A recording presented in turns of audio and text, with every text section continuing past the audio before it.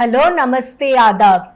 Today we have come to Bhaskar Sir's home, an eminent theatre personality of not only Hyderabad but all over India. He was the former HOD of Theatre Arts Department of Hyderabad University and also the founder president of Rangadhara, the theatre stream. Bhaskar sir कैसे हैं आप? नमस्ते। नमस्ते नमस्ते, अच्छा हूँ मैं। तो आप कैसे हैं? अच्छी हूँ। बोलिए। And we are very excited to come here today. Thank Sir, you. he is the source of inspiration to all of us. Thank you. और आप कभी भी नहीं बोलते कि आप वही पुराना काम करो, पुराना चीज लेके बैठे रहो. Always you say कि try something new. बिल्कुल, हमेशा ट्राई कर न्यू अगर करना शुरू कर दिए, if you started doing something new, definitely there will be a good experience to you. Of course. To learn so many things in theatre. That's why I said, please start new something. Even selection of the scripts also, even the style of the production also. It I decided already. Because I believe in that. Because man is a creative person, creative animal, which can create anything from anywhere, but it depends upon how he will do it, how he will face it, how he will move it, how he will approach to the subject. Then only you can do it. And if you get the satisfaction after that, then there is no end for that. There is the end for that. Actually, if you don't be satisfied with some work, some prestigious awards or so many things, because there is a vast thing in the life, you cannot change it. And if you get it done, always, if you see that one, yes, now I am satisfied with my production, if I am satisfied with my work, then your progress will be stopped. You know? So, sir, why did you choose theatre? ये जो आपका, you have so many interests in life. Yeah. Yes, it's a very interesting thing, basically. Actually, I was born in Hyderabad in 1940. I have done my studies in Vedic Dharma Prakashika High School, Shalibanda, in Marathi medium, not English medium at all, Marathi medium.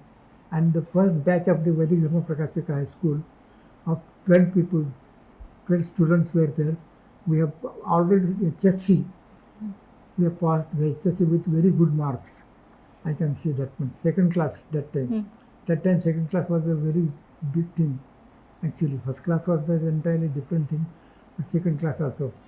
But childhood is entirely different, my childhood, because I lost my father at the age of 5 years, my 5 years. And I was having only one sister and grandmother and mother. Okay. Shalibanda में और वहाँ पर क्या हुआ कि बस बचपन से मेरे को एक आदत थी नकल करने की, किसी की भी नकल करने की। तो मैं स्कूल जाना शुरू कर दिया वैदिक धर्म प्रकाशिका हाई स्कूल में। तो मेरे पहले गुरु वहाँ मिले मेरे को थिएटर के, जिनका नाम शशिकांत पाठक है, अब नहीं है, लेकिन उन्होंने देखा कि बस मैं नकल करता रहता हूँ, टीचर्स की नकल करते रहता हूँ, मिमिक्री करते रहता हूँ, आवाज़ करते रहता हूँ, इसलिए उन्होंने कहा कि भाई भास्कर तुला एका मराठी नाटकात काम करायचं। म्हणलं बरं ठीक है। उसमें एक ही सेंटेंस था मेरे को, गावातला ढग गाढव। लेकिन मैं जब लोगों की नकल करता था तो मेरे को उतना फील नहीं हुआ, लेकिन जब मैं स्टेज के ऊपर गया ना तो मेरे को इतना डर लगा कि पूछो मत, कांपते हुए अंदर आ गया विंग के अंदर। तो उन्होंने एक झापड़ रख दी और बोले कि जाओ जाके नकल करो, वहाँ पर बोलो गावातला ढग गाढव। तो पहला सबक वहाँ से शुरू हुआ मेरा। उसके बाद मेरे को पहले से आदत थी कि डांस देखना, नाटक देखना, पेंटिंग्स देखना। वो क्यों थी उसका रीज़न नहीं मालूम मेरे को, लेकिन मैं हर पेंटिंग की एग्जीबिशन को वहाँ चालीबंडे पे कर रहे तो देखता था, हर नाटक को जाके देखता था, हर गाने के गज़ल के प्रोग्राम को जाता था, क्लासिकल के प्रोग्राम को जाता था। लेकिन आर्ट की तरफ एक अट्रैक्शन था मेरे को, उसलिए शुरू हो गया। और जब मैं HSC पास किया 1955 में 56 में, तो वहाँ पर शालीबंडे पे एक ललित कला निकेतन बोल के स्कूल था, मतलब एक ग्रुप था। वो लोग हर साल गणेश उत्सव में, गणेश मेला बोलते हैं हम, उसमें नाटक करते थे, एकांकी करते थे, नाट्य छटा करते थे। तो उसमें मैं भाग लेता था और हर वक्त तालियां ही मिलती गई। यानी ताजुब की बात है कि मेरे को I never expected that I will get this clapping from audience at all that age. But उसके बाद मेरे गुरुजी ने ये बताया कि बेटा सेटिस्फैक्शन में अगर मिल जाएगा तेरे को तो तू आगे नहीं बढ़ेगा। अब 55 के बाद जब मैं HSC पास किया, उसके बाद मेरे को गाइडलाइन करने वाला कोई नहीं था। बचपन से ही वालिद साहब का तो इंतकाल हो गया था। मदर तो अनपढ़ थी, अपनी पढ़ी लिखी नहीं थी, सिस्टर थी छोटी सी, वो मेरे साथ मतलब 2 साल पहले पीछे थी, 10th में 9th में 10th में थी शायद। वो औरंगाबाद में है। तो वहाँ से शुरू हो गया। तो 1956 में SRC हुआ, SRC, जहाँ तक मेरा ख्याल है। अगर गलत ईयर बोल रहा हूँ तो दिमाग मेरे को भरा काम नहीं कर रहा, इसलिए मैं गलत बोलूँगा आपको। हो सकता है 1956 में तूफान से पहले और बाद ये नाटक खेला गया। अब वो हिंदी में था। ताज्जुब इस चीज़ का है कि मैंने और मेरे बहन ने दोनों ने भी काम किया था उसमें, एक अंकिका में, एक फुल लेंथ था वो। और सब्जेक्ट ऐसा था कि एक फैमिली है, 2 फैमिली है, 3 फैमिली है, घर गली में रहते हैं, और वहाँ पर मुस्लिम फैमिली है, हिंदू फैमिली है और तमिल लोग है। लेकिन ये जाते वक्त SRC में क्या हुआ, ये हिंदू फैमिली के जो लोग थे उनका ट्रांसफ़र महाराष्ट्र में हो गया SRC के बाद। तो SRC के पहले हम बहुत दोस्त था, अच्छे थे, बहुत मुस्लिम घरों में। अब जब आइन वक्त पे ऐसा चले जाना पड़ा मेरे वो पेरेंट्स को, नाटक के जो कैरेक्टर्स थे उनको, कि महाराष्ट्र जाना पड़ा और हमको छोड़ना पड़ा यहाँ दोनों को, बहन भाई को। तो बहन भाई, हम भाई बहन उनके मुस्लिम लोगों के घर में रहते थे। लेकिन उन लोगों ने कभी हम पे ज़बरदस्ती नहीं की कि तुम ये खाओ वो खाओ, तुम्हारा रिचुअल तुम करो, तुम्हारी ईद तुम करो, तुम्हारा ये खाना वेजिटेरियन बना के दो। तो वो लोगों ने 2-3 महीने हमको संभाला वैसा। और उसके बाद जब वो नाटक हुआ, जब उसमें का कैरेक्टर जब मैं किया छोटे भैया का, तो उसमें भी क्लैपिंग मिली लोगों को। लेकिन लोगों की आंखों में आंसू थे बहुत, क्योंकि ये फैमिली फिर वापस टूट जाती है। तो वहाँ से मेरा पहला नाटक, बड़ा नाटक शुरू हुआ, यानी आप बोल सकते हैं। और उसके बाद ये सुल्तान बाजार में एरिया में महाराष्ट्रियन जगह बहुत है। तो जब एक ग्रुप था वहाँ पर, नाम मैं भूल गया, तो शशिकांत पाठक ने कहा कि मेरे को तेरे को ये रोल करना है, आश्चर्य नंबर 10 बोल के प्ले था, उसमें तेरे को काम करना है। तो अब कैसा करना है? अच्छा, ये लोग जो है तो बड़े लोग थे, लेवल था ना थोड़ा हमारा, शालीबंडे के लोग मैंने बिल्कुल पिछड़े इसके लोग हैं, उनके दिमाग नहीं रहता, कुछ नहीं रहता, और आर्ट सब इधर ही है बोल के उनका ख्याल था ये लोगों का। लेकिन वैसा नहीं हुआ। नाटक करने के बाद शशिकांत पाठक ने बताया था कि देखो ये बच्चा नया आया है, इसको काम दे रहा हूँ मैं आश्चर्य नंबर 10 में, और उसको विलन का रोल है। तो मैंने कहा ठीक है देंगे। तो जो मेरे साथी थे, मामा बोलते थे हम उनको, सूबेदार मामा, और देशपांडे साहब बोलते, अभी हैं देशपांडे साहब शायद। तो वो मिलने के बाद मैं बोला, मामा अगर मैं मेरे सालू लुकी को अगर तालियां नहीं लूँगा ना तो मैं नाटक करना छोड़ दूँगा। इतना कॉन्फिडेंस आ गया था। कॉन्फिडेंस अलग है और गर्व आना अलग है। अभी मैंने प्राउड होना अलग है, प्राउड ही नहीं था मैंने कहा नहीं। बोले शर्त लगाओ। बोले वो लोग विस्की पीते थे, बोला एक बॉटल की शर्त, अगर मैं हार गया तो मैं आपको 1 बॉटल दूंगा, नहीं तो आप मेरे को 1 बॉटल देना। अच्छी बात है। जैसी ही हमारी सालों की ख़त्म हुई वैसे क्लैपिंग रविंद्र भारती में। और तुम बोलना भूल गया, मैं नाटक देखने के लिए रविंद्र भारती को पैदल जाता था शालीबंडे से। बहुत दूर है शालीबंडा। हाँ, बहुत दूर है। जाता था, 2 घंटे पहले निकलता था, नाटक खत्म होने के बाद फिर पैदल आता था, क्योंकि फाइनेंशियली इतना कुछ नहीं था। और बचपन से ही मैंने काम करना शुरू कर दिया था। किसी होटल में भी काम किया था मैंने, तो उसमें क्योंकि होटल की लाइफ कैसी रहती है वो पता चलने के लिए काम किया था मैंने।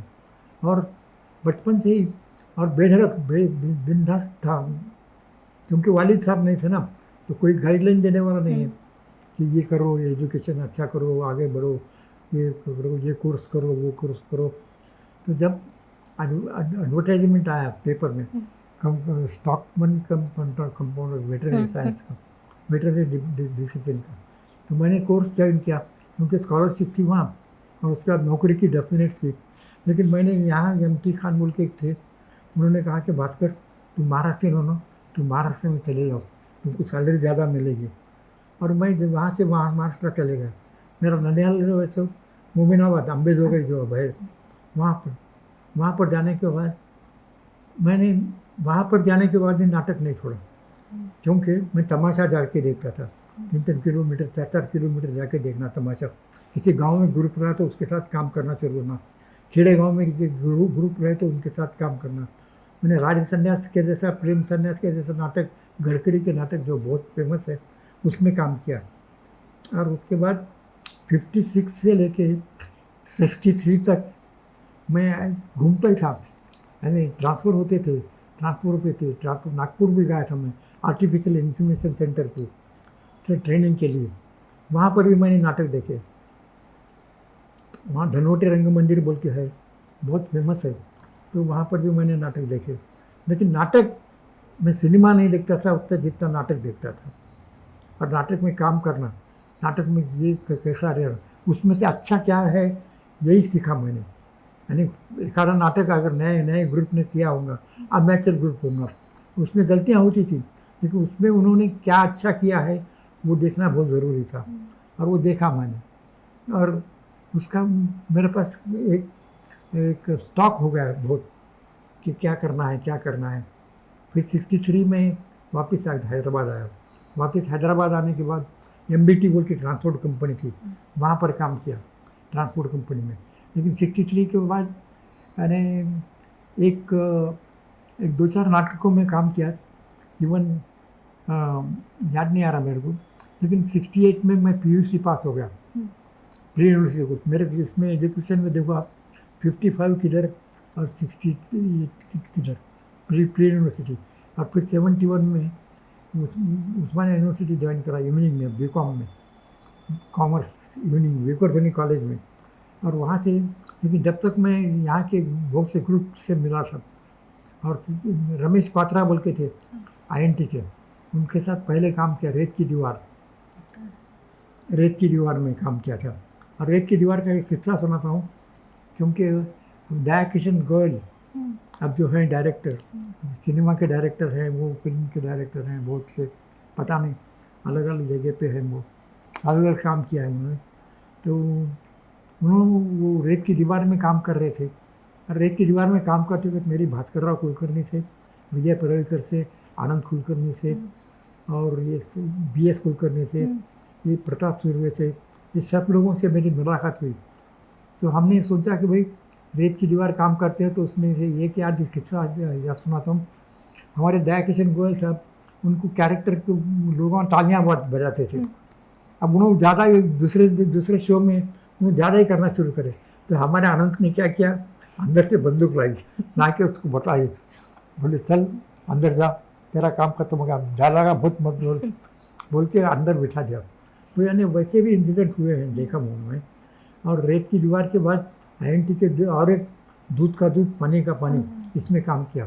मेरे साथ राज अस्थाना थे, उसके बाद नवरोज थे, उसके बाद रमेश पात्रा खुद थे। तो रंगधारा की नहीं बताता हूँ, रंगधारा की शुरुआत ऐसी हुई कि हम 4 लोग जमा हुए।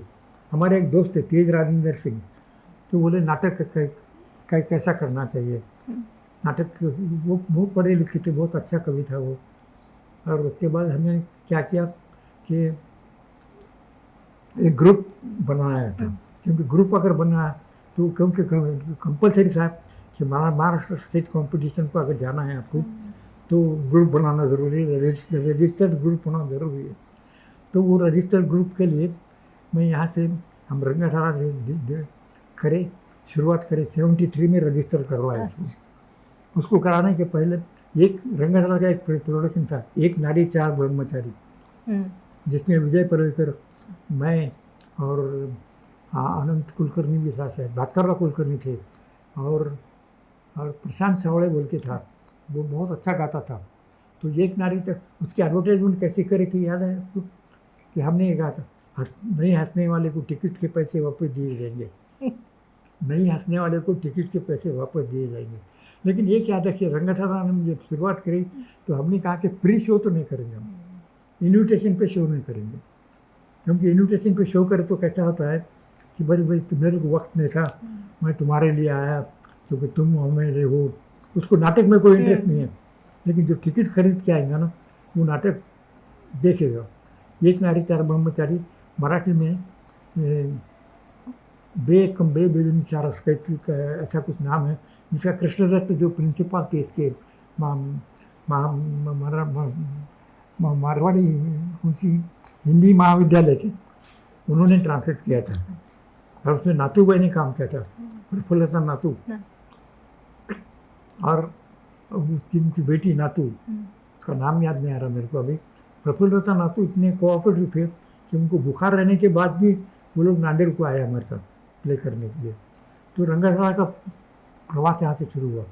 1973 में हमने डिसाइड किया कि रंगशाला ये कंपटीशन को जाएंगे। तो जब हमारे तेज राजेंद्र सिंह, हम रुस्तुम फार्म में मिलते थे हमेशा, रुस्तुम फार्म में मिलने के बाद बोले, अरे भास्कर ये क्या नाटक करता है यार, ये नाटक देख सैमुअल बकेट का, इसको अवार्ड मिला है 1936 का 68 का कुछ तो भी वो नोबेल प्राइज मिला है इसको। तो मैंने कहा ठीक है, देखेंगे नाटक को ज़रूर देखेंगे, पढ़ेंगे हम। हमने पढ़ा, पढ़ने के बाद लगा कि मुझे ये नाटक में कुछ अलग है, क्योंकि ये नाटक में लकी का स्पीच है। लकी का स्पीच ये है कि we are waiting for Godot and attendant Godot, we are still waiting for Godot, और वो गॉडोत कभी आने वाला नहीं है, आज आएगा, कल आएगा, परसों आएगा, तरसों आएगा। और लकी का जो स्पीच है, आजकल के ज़माने में इंटेलेक्चुअल्स की रस्सी पूरे कैपिटल हाथों में रहती, बड़े लोगों के हाथों में रहती है, जो बगैर पढ़े लिखे नहीं रहते, लेकिन इंटेलेक्चुअल्स का काम करके उन्होंने काम उससे काम करा लेते हैं और अपने नाम पे डाल देते। तो वो लकी का कैरेक्टर मेरे को पसंद नहीं आया। वो बोलता है कि हमने दिन रात के खेल निकाले, इतने ऑपरेशन निकाले, इसके बाद भी इंसान तड़पता है और मरता है। ये बिल्कुल इतना मास्टरपीस है वो सालों, लेकिन वो करने के लिए तो हमने कहा कि मैं अनुवाद खोल लूँगा। अनुवाद के लिए हमने परमिशन लिया है सैमुअल बकेट के ग्रुप से, कि जो परमिशन देते हैं मराठी में करने का। वो मेरे पीएचडी की थीसिस में है एप्लीकेशन, मतलब मैं जो आप लेटर दिया था उसको, उनका लेटर आया। तो 73 में जब शुरू किया हमने, 72 में शुरू किया शायद ट्रांसलेशन, और 73 में हम कंपटीशन चले गए। लेकिन मेरे को ट्रांसलेशन करने के लिए मराठी में मेरे को डिक्शनरियाँ बाजू रखना पड़ते थे, डिक्शनरियाँ बाजू, और वर्ड्स का मीनिंग अगर बराबर नहीं आता, थॉट सबटेक्स्ट क्या है समझ में नहीं आता ना, तो फिर मैं कट करता था, फिर लिखता था, फिर कट करता था, फिर लिखता था। आइजैक सिक्वेरा को साहब को मराठी थोड़ी थोड़ी आती थी, प्रोफेसर आइजैक सिक्वेरा से सीफिल के थे उनको। तो मैंने उनसे बताया कि ये ऐसा मैं कर रहा हूँ, तो सुनाइए बोले मेरे को, तो सुनाया उनको हम। तो उसमें नाटक में विजय परेकर, भास्कर शिवाड़कर और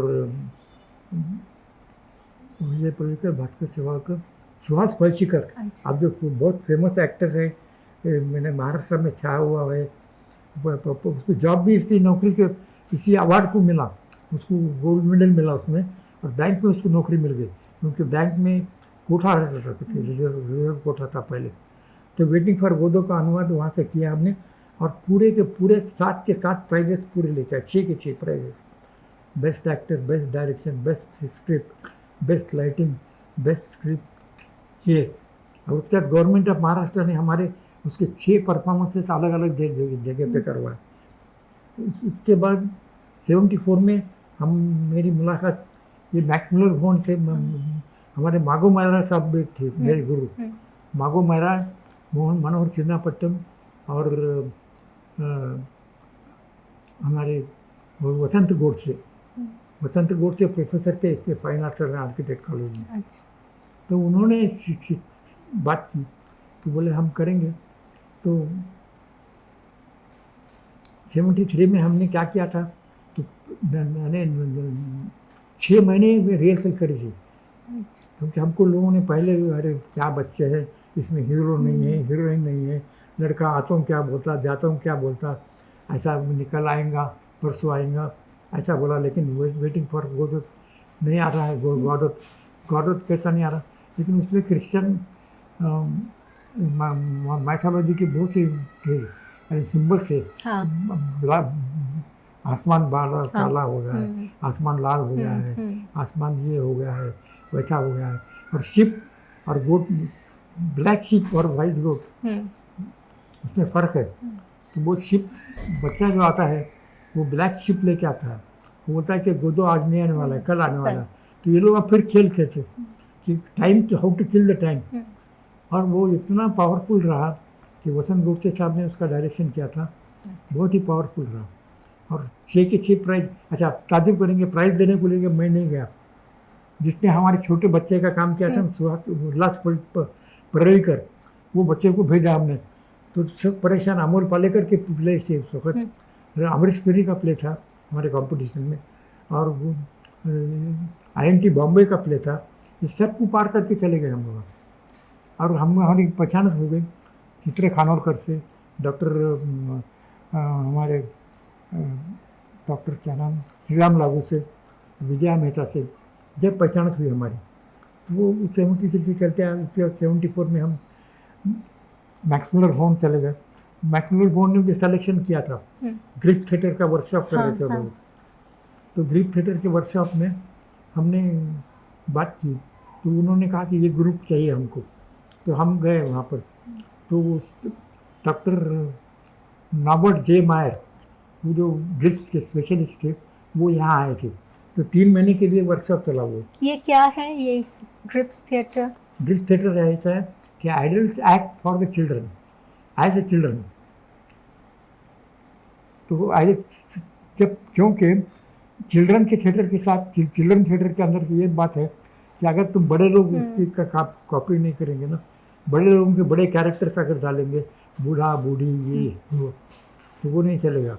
उसमें उनके प्रॉब्लम्स क्या है। तो चिक भैया तालम ताल पहला स्टॉकलॉक मिली पीली बोल के प्ले था, उसका अनुवाद ओल्डकर लुडविग ने किया था। ट्रांसलेशन हमारे वसंत गोडसे मागो महराज ने किया। उसमें गाने भी थे, हम सब लोग गाना गाते थे, चली चली चली हमारी रेलगाड़ी। तो वो रेलगाड़ी की स्टोरी है। तो इंजन मालिक जो रहता ना, उन्हें क्या करता, इंजन के पार्ट्स निकाल देता, अलग अलग निकाल के अलग अलग जगह छुपा देता। तो हम लोग बोलते कि चलो चलो ढूंढ चले, चलो चलो ढूंढ कर चले, चलो चलो ढूंढने निकले। और एक एक पार्ट हमको मिलते रहता। तो उसमें बड़े अच्छे डायलॉग्स है।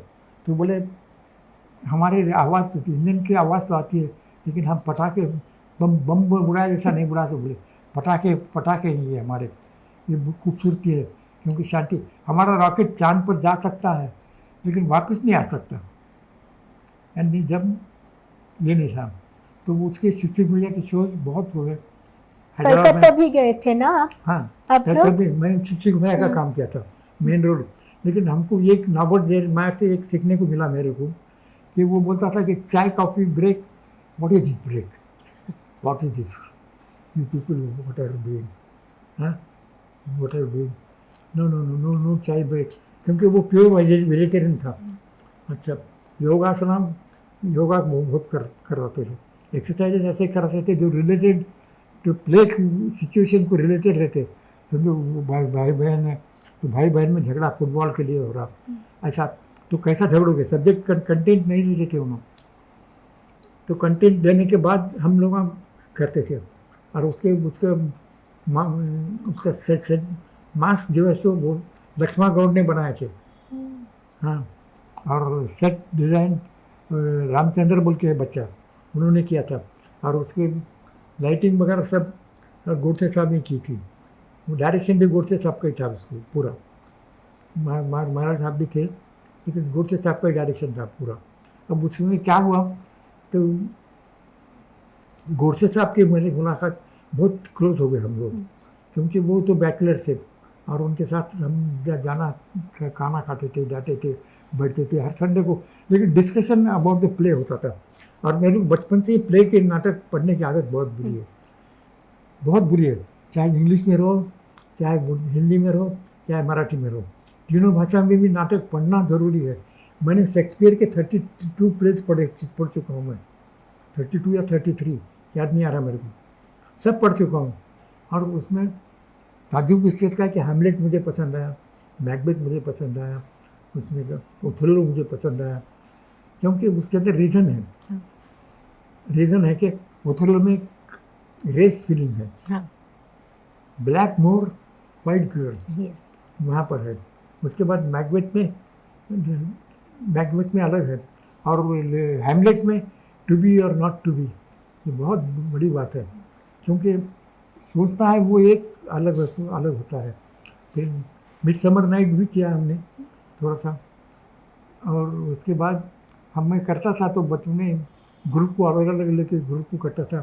मैक्स फिक्स का फायर रेजर्स बोल के किया था, स्पॉन्सर्ड बाय मैक्स मुलर वॉर्न एंड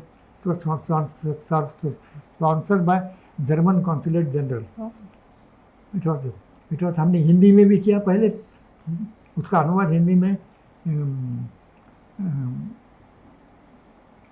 अनुवाद बिंदु साहब ने किया है, और इंग्लिश में मैक्स फिक्स ने किया। इंग्लिश में मैक्स फिक्स का हम त्रिवेंद्रम गए थे, और यही एक्टर्स को लेके हमारी अंग्रेजी बोलने का ढंग जो था वो अपना था। हम कॉपी नहीं करते थे किसी अमेरिकन प्ले की डिक्शन की या ब्रिटिश डिक्शन की। हम इंडियन हैं, हमारी इंडियन अंग्रेजी ऐसी रहेगी, इसी में हम बोलेंगे, तो एक्सेप्ट किया गया वो मैक्स फिक्स का। तो मैक्स मुलर वॉर्न के साथ मैंने 2-3 प्ले करे। अच्छा, विनय की मुलाकात का सवाल अलग है, कैसे हुआ? हाँ, अच्छा, तब आप हैदराबाद यूनिवर्सिटी में आ गए? हाँ, तब आप हैदराबाद यूनिवर्सिटी में आ गए? हैदराबाद यूनिवर्सिटी में नहीं, तभी नहीं गया मैं हैदराबाद यूनिवर्सिटी में। तुमको बोलना है, बहुत मज़े की चीज़ है वो। हैदराबाद यूनिवर्सिटी तो बाद में सिलेक्शन हुआ, वो कैसा अलग हुआ। 1980 में शायद 1980 में शायद या 1970 में 76 में विनय का पहला प्ले देखा था, कॉफ़ी हाउस में इंतज़ार, वो निज़ाम कॉलेज में देखा था उसमें, और विनय थे और जयकिशन ने डायरेक्ट किया था वो। उसके बाद विनय से मुलाकात हुई हमारी, तो विनय को हमने सेलेक्ट किया था इसलिए कि विनय के अंदर की जो क्वालिटी है ना, voice quality, understanding of the character, ये बहुत गिफ्टेड है। ऐसा नहीं बोल सकते कि हर आदमी कर सकेगा वो, और विनय ने किया है वो, हर आदमी। तो हमारा सिलेक्शन भी बराबर था, क्योंकि विनय को लेके साथ करना बोल तो बहुत मज़े की बात थी। और उसके बाद अब ये 80 में 76 में याद नहीं आ रहा मेरे को, विनय के बाद फिर उसके बाद तोकेलात मिली पिली किया, फिर सुपरमैन चमकदार सुपरमैन किया, गुड्डी पप्पू मुन्ना किया। इसमें सब में विनय ही खेले तो कहाँ खेले किया, इसमें सब में विनय ही मेन कैरेक्टर थे। विनय, भावना थी, भावना सेठ थी, रश्मि सेठ थे, ये सभी लोग काम कर रहे थे। उमा भी थी ना? हाँ? उमा नहीं, उमा आरोप में थी। आरोप बोल के जो प्ले किया था मैंने, उसमें उमा थी। उमा और विनय दोनों ही कैरेक्टर, 2 कैरेक्टर 1.5 घंटे तक, 2 घंटे तक लोगों को बांध के रखते, इतना अच्छा किया। लेकिन विनय के ऊपर मेरे को कॉन्फिडेंस है, दूसरे एक्टर्स में भी कॉन्फिडेंस है, लेकिन जहाँ तक विनय का सवाल है वहाँ पर तो विनय के पास दिया तो वो 101% देता है, कभी 100% नहीं खाली। तो इसीलिए मैंने उनको नट सम्राट में हिंदी में, उसके बाद गांधी अम्बेडकर में उसमें, उसके बाद नथुराम गोडसे में उसमें भी किया, उनको लेके किया। ओलियाना, हाँ, ओलियाना में, और अभी याद नहीं आ रहा मेरे को। अच्छा, मेरे को याद नहीं आ रहा वो जी, दोनों प्ले दीप्ति गरेवाल, दीप्ति